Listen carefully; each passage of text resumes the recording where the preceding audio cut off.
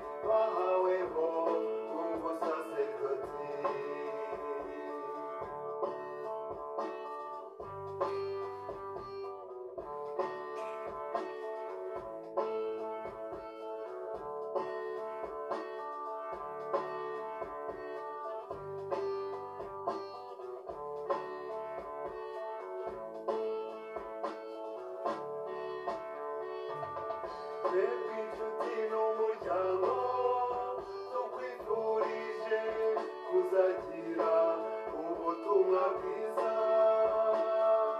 Twebwe inshuti n'umuryango tukwifurije kuzahirwa muri ubu buzima. Mbega ibyishimo by'uyu munsi mwiza wa Padiri Donatien.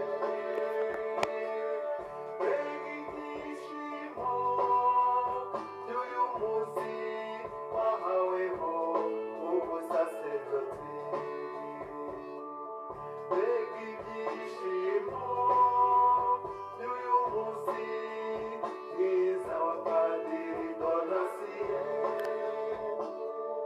Mbega ibyishimo by'uyu munsi wahaweho ubusaserdoti.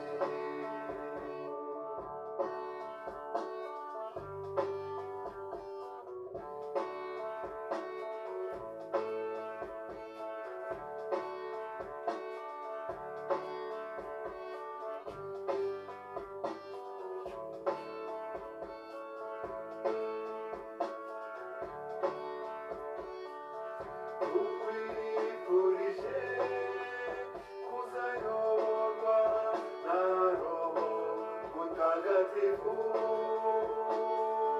Tukwifurije kuzarindwa n'imbaraga z'Imana.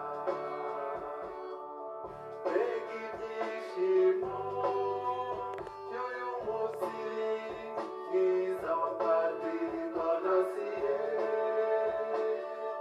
Mbega ibyishimo by'uyu munsi wahaweho ubusaserdoti. Mbega ibyishimo by'uyu munsi mwiza wa Padiri Donatien.